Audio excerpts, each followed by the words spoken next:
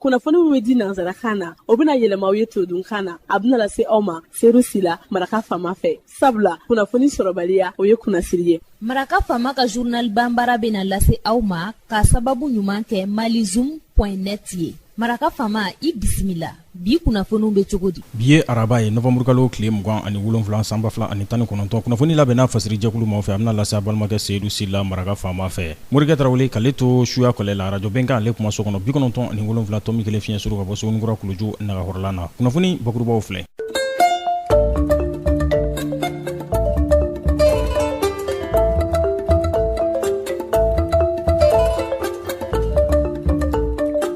Fransika sano panguru jɔnɔla fila min ye ɲɔgɔn tu n'o kɛra sababu ye k'u ka wolomasiri taaba maa 13 ka wulu bɔnɛ u nin na ko a kunnafoniw bɛ waganden min kɔnɔ n'u ko ma ko boîte noire ko fila bɛ yera sɛgɛsɛgɛliw olu bɛna waleya.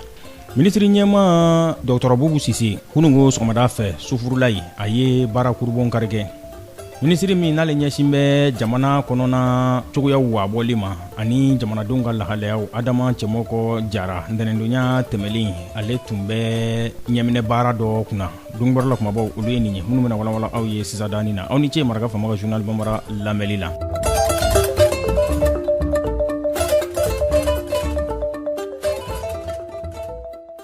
An bɔra k'o de fɔ sisadani na. Fransika sano panguru jɔnɔla fila n'olu ye ɲɔgɔn tu u ka wuli ka jɔrɔ senfɛ mugujugutila jatigɛ wale kɛbɔ olu nɔ kan n'a kɛra Menaka o marabolo kɔnɔna na kɛra sababu ye Fransika wolomasiri taaba maa 13 minnu bɛ barakani ka kulu kɔnɔ k'olu bɔnɛ u nin na k'u ka panguru fila in kunnafoniw taara bɛ waganden min kɔnɔ n'u ka ma ko boîte noire ko fila bɛ yera ko sɛgɛsɛgɛliw de bɛna taa waleya sisan ka ɲɛ dɔn ko in kɛra cogo min na a kunkun n'a ɲɛɲɛ Frédéric Barbry ale de ye o kuma fɔ. A y'a jira fɛnɛ k'a fɔ ko maa 13 min n'olu bɔnɛna u ni na wolomasiri taaba ninnu Faransi jamana tɔgɔ la k'u bɛna taa n'u ye Faransi jamana kɔnɔ ka taa u suturaliw kɛ ka bonyamasegin kɛ u ye. Ko nin ye a siɲɛ filanan de ye Faransi ka wolomasiri taaba camanba den ka san ɲɔgɔn fɛ. Ka a fɔlɔfɔlɔ kɛra Dakar, Beirut san 1983 waati la u ka maa 58 olu bɔnɛna u nin na. Ntɛnɛndonya tɛmɛlen suyan fan fɛ mun kɛra anw fɛ yan nɔ k'o de kɛra sababu ye ka maa 13 bɔnɛ a nin na. Barikani ka sano panguru jɔnɔla 3 olu de tun bɛ ɲɔgɔn kɔ. Fila ye tigiri ye kelen ye kugari ye tigiri kelen ani kugari kelen olu de ye ɲɔgɔn tu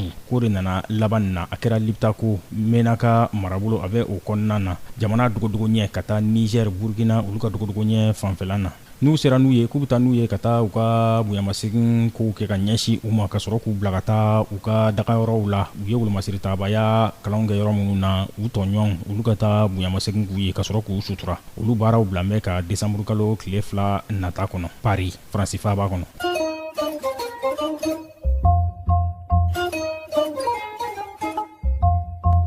An b'a yiraw la fɛnɛ k'a fɔ Mali wolomasiri tabaw k'olu ye mugujugutila jatigɛwale kɛbaw terrorisiw k'u y'u kunbɛn u ka mugujuguci dɔ senfɛ Bulkesi nin kɛra kunungo suyanfan novembre kalo tile 26 Mopti mara a bɛ o de kofɔ jamana cɛmancɛ bolo fɛ k'u ye kolongalanu u y'o de ci nɛgɛ kaɲa 18 waati faamaw ka daga kɔnɔna na ko faamaw ye wulikajɔ kɛ n'u y'an ka wolomasiri taaba ninnu ye ka u nɔbɔ fɛn min ka dɔn ka fɔ k'u ɲɔni ka taa ni u ye ko sigida maaw yɛrɛ kɔni tun bɔra u dabolo kan kosɛbɛ siran ye a sababu ye.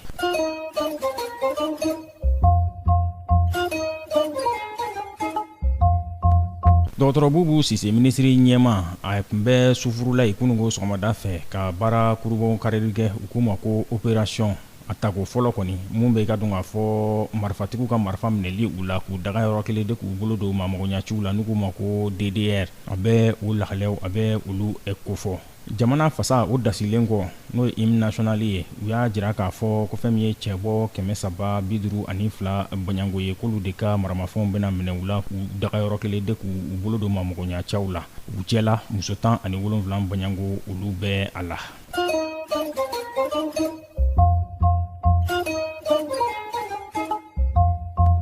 Ministre min n'a ɲɛsin bɛ jamana kɔnɔ ko laraweli ma sigicogow la n'u ko ma aménagement du territoire ni population Adama Cɛmɔgɔ Jara dɛnɛndonya tɛmɛlen a tun bɛ a ka minisiriso kɔnɔna na baara nundun hukumu kɔnɔna na ni o ye ɲɔgɔnna jɛrɛ ye mun bɛ baarabolo yamaruyali kofɔ mun bɛna kɛ ka dɔn ka fɔ tɔrɔmɔɲɔnbɔ ye san 2020 o bundakun kan yaasa musolakaw ka yɛrɛ sɔrɔ o bɛ se ka waleya cogo min na bugunatigɛ o siratigɛ fɛ Sahɛli jamanaw olu kɔnɔna na a wariko sa sɛfɛ wari miliyari 3 ni miliyɔn 300 bonyanko k'a bɛna bɛn o de ma k'a dabɔ den tani minnu bɛ yen ni musomaninw don ni gɛlɛya y'u sɔrɔ olu bɛ se ka dɛmɛ cogo min na bɔ n yɛrɛ la u bɛ se ka to kilasiw kɔnɔ cogo min na sajifamu olu fana bɛ se ka dɛmɛ cogo min na musolakaw ka lafiya o siratigɛw fɛ musolakaw ka bɔ n yɛrɛ la ko jɔyɔrɔba bɛ nin baarabolo in kɔnɔna na ni bɛ dan sigi bi laseliw la min labɛnna fasɛrijɛkulu ma fɛ k'a lase a balimakɛ Seyidu Sila maraka fama fɛ Morikɛ Tarawele ka ale to suya kɔlɛ la ni Ala ma ka jɔnya jɔ an na ɲɔgɔn sɔrɔ yan sini ka kunnafoni kuraw k'olu lase aw ma radio Benga ale kuma so kɔnɔ 97.7 tɔmi kelen fiɲɛ suru Sugunikura Kuluju Nagakɔrɔla an sigiyɔrɔ bɛnna yen ma n'a b'a fɛ ka segin ka maraka fama ka journal Bamara lamɛn aw ta malizoom.net ale sanfɛ www.malizoom.net maraka fama ka journal Bamara ka kunnafoni jatara ka laselibaw an n'a bɛɛ lajɛlen ye